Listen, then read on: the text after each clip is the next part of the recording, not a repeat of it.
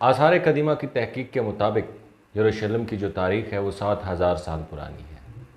انہوں نے جو کھدائی کی اس میں یہی محسوس ہوا ہے کہ 7,000 سال پہلے بھی یہاں پہ آبادی ہے۔ اس ویڈیو میں ہم حضرت ابراہیم، حضرت اسحاق، ان کے بعد جتنے بھی پیغمبر آئے، حضرت داؤد، جالوت اور طالوت کی جنگ، اور اس کے بعد حضرت عمر نے کیسے فتح کیا، سلطان صلاح الدین ایوبی سے لے کر آج کل کے جو فلسطین کے حالات ہیں، یہ سب ہم اس ویڈیو میں ڈسکس کریں گے، تو اینڈ تک دیکھیے گا۔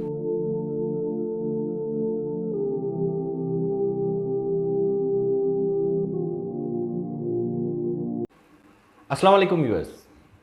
حضرت ابراہیم علیہ السلام کے دو بیٹے تھے، حضرت اسماعیل علیہ السلام اور حضرت اسحاق علیہ السلام۔ دونوں کو اللہ تعالیٰ نے نبوت عنایت کی۔ حضرت اسماعیل علیہ السلام عرب کی طرف چلے گئے اور حضرت اسحاق علیہ السلام فلسطین کی طرف چلے گئے۔ تو یہ جو آج کل یروشلم ہے، اس کی عزت و عظمت کا اس بات سے اندازہ لگایا جا سکتا ہے کہ یہودی کہتے ہیں کہ جب حضرت ابراہیم علیہ السلام نے اپنے بیٹے کی قربانی دی تو یہاں سے تیاری کی تھی انہوں نے قربان کرنے کی۔ تو حضرت اسحاق علیہ السلام یہاں پہ آئے، پھر ان کے بیٹے حضرت یعقوب علیہ السلام، ان کی کنیت اسرائیل تھی، اس وجہ سے ان کی قوم کو بنی اسرائیل کہا جاتا ہے۔ حضرت یعقوب علیہ السلام کے بہت بیٹے تھے، ان میں حضرت یوسف علیہ السلام جو ہے ان کو نبوت ملی۔ بچپن میں ہی وہ یہاں سے مصر چلے گئے۔ سارا واقعہ آپ لوگوں کو پتہ ہوگا، اگر نہیں پتہ تو ہم کسی اور ویڈیو میں اس کو ڈسکس کریں گے۔ بچپن میں ہی حضرت یوسف چلے گئے ادھر مصر میں، تو پھر وہاں پہ جا کے انہوں نے بہت مشکلات کا سامنا کیا۔ پھر دیکھتے ہی دیکھتے ان کی ثابت قدمی کی وجہ سے، ان کے ایٹیچیوڈ کی وجہ سے، ان کی ذہنیت کی وجہ سے وہ پیغمبر مبعوث ہوئے اور وہاں پہ بادشاہ مقرر ہوئے۔ بعد میں انہوں نے اپنے والدین، اپنے آبا و اجداد کو وہاں پہ بلا لیا، تو یہ سارے فلسطین سے مصر کی طرف چلے گئے اور وہاں پہ شفٹ ہو گئے۔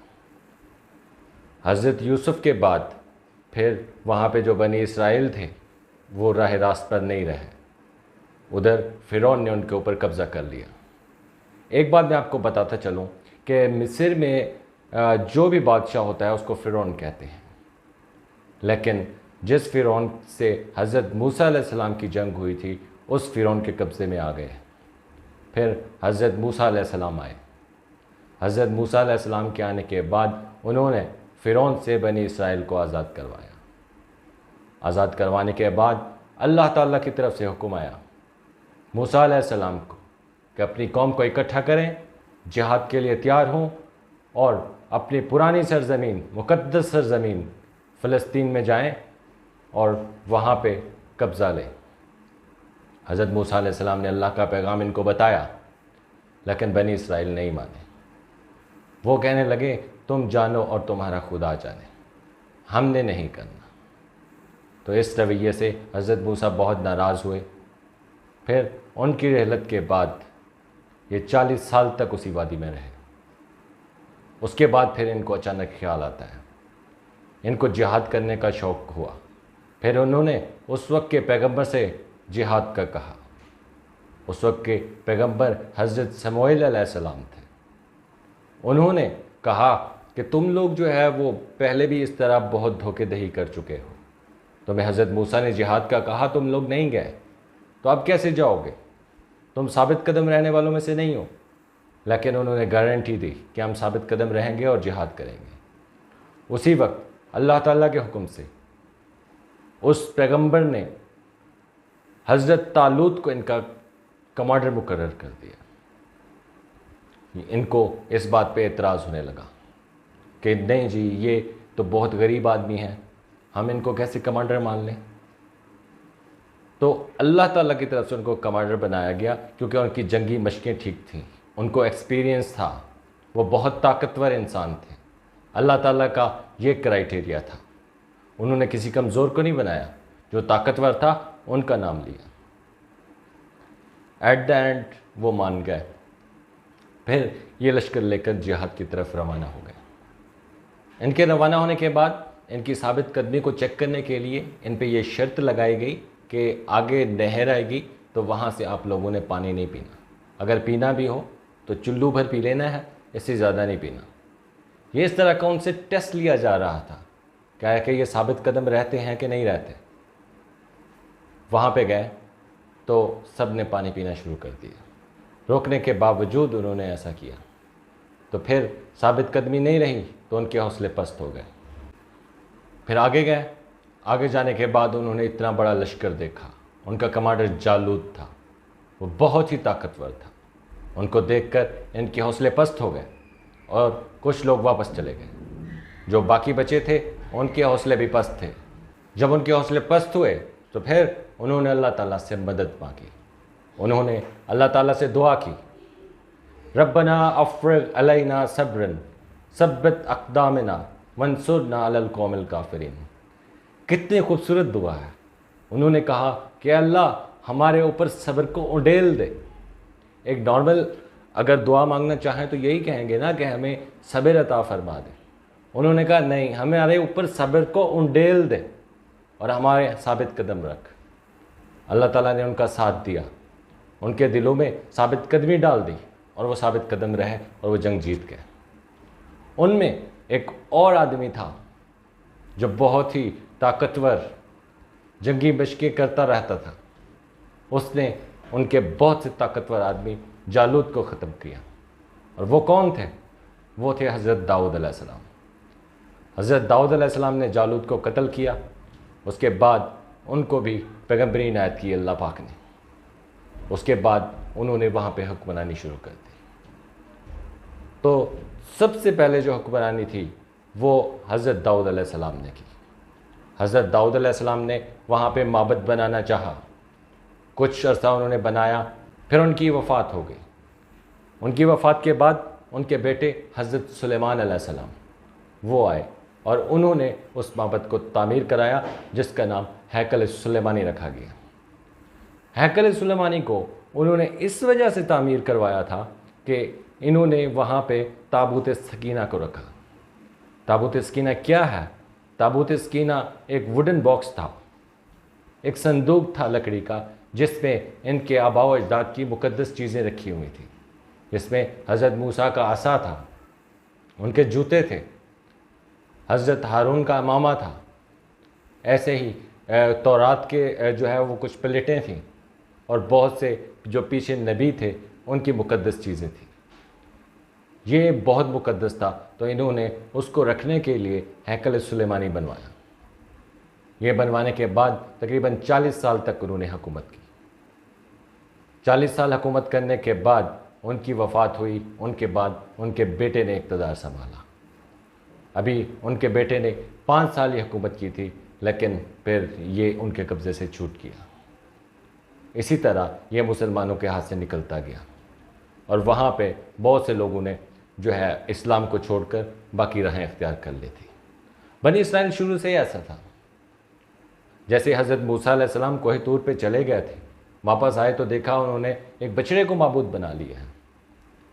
تو یہ ان کی روایت تھی، جو ہی پیغمبر گئے تو وہ راہ راست سے ہٹ گئے۔ اس کے بعد بابل کے بادشاہ بخت نصر نے یروشلم پہ حملہ کیا۔ وہ حملہ اتنا سخت تھا کہ اس نے سب کچھ تہس نہس کر دیا۔ اس نے ہیکل سلیمانی کو ملیہ میٹ کر دیا، جتنی بھی باقی بلڈنگز تھیں سب کو برباد کر دیا، سب کو اس نے مار دیا۔ یہ بہت خطرناک حملہ تھا۔ تو اس کے بعد اس نے اس سرزمین پہ قبضہ کر لیا۔ ایسے ہی پھر اس کے بعد بہت سے پیغمبر آئے، حضرت الیاس بھی آئے، حضرت دانیال بھی آئے، تو یہ بہت سی جنگیں ایک دوسرے میں چلتی رہیں۔ پھر اسی دوران حضرت عیسیٰ کی پیدائش ہوتی ہے۔ بہت سے لوگوں کا کہنا ہے کہ حضرت عیسیٰ کی پیدائش بھی اسی جگہ پہ ہوئی تھی۔ ان کی پیدائش کے بعد ان کی والدہ نے، جب وہ 4 سال کے تھے، تب ان کی والدہ نے یہاں پہ اللہ کے نام پہ ان کو رکھ دیا۔ اس وجہ سے انہیں خدا کا بیٹا بھی کہا جاتا ہے۔ عیسائی لوگ ان کو خدا کا بیٹا کہتے ہیں۔ تو 12 سال کی عمر میں انہوں نے نبوت کا دعویٰ کیا۔ پھر لوگ ان کے مخالف ہوتے گئے، حتیٰ کہ جان کے دشمن بن گئے۔ پھر انہوں نے ان کو وہیں پہ مصلوب کر دیا۔ عیسائی اس سرزمین سے اس لیے عقیدت رکھتے ہیں کہ وہ سمجھتے ہیں کہ حضرت عیسیٰ علیہ السلام کو یہاں پہ مصلوب کیا گیا تھا۔ پھر یہاں پہ بہت سی جنگیں ہوئیں، رومیو نے وہاں پہ آ کے اٹیک کیا اور سب کچھ ملیامیٹ کر دیا۔ ٹائٹس نام تھا اس کا۔ انہوں نے یہ سب جگہ کچرا پھینک دیا۔ پھر حضرت عمر کا دور آیا، حضرت عمر آئے اور وہاں پہ آ کے انہوں نے قبضہ کیا، بغیر لڑے انہوں نے اس کو فتح کیا۔ پھر یہ سارا کچرا وغیرہ اٹھایا، ان کی صفائی کی، اس کو دوبارہ سے تعمیر کروایا۔ اس کے بعد مروان بن عبد الملک نے یہاں پہ آ کے ایک گنبد بنوایا جس کو قبۃ الصغریٰ کہتے ہیں، یعنی کہ ایک گنبد اور چٹان والا گنبد، اس کا یہ نام رکھا گیا۔ اس کے بعد بہت سی جنگیں ہوتی گئیں، رومی آئے، انہوں نے پھر لڑائی کی اور پھر یہاں پہ آ کے قبضہ کر لیا۔ یعنی کہ بہت سی ان کی لڑائی ہوتی رہی، کبھی عیسائیوں کا قبضہ ہو جاتا، کبھی مسلمانوں کا ہو جاتا، کبھی یہودیوں کا ہو جاتا، اس طرح سے یہ تسلسل چلتا رہا۔ پھر آخر میں سلطان صلاح الدین ایوبی آئے، انہوں نے آ کے لڑائی کی اور یہاں پہ قبضہ کر لیا۔ 6 جنگیں لڑی تھی انہوں نے۔ 6 جنگیں لڑنے کے بعد 7ویں جنگ میں انہیں فتح نصیب ہوئی اور یہ پھر مسلمانوں کے قبضے میں آ گیا۔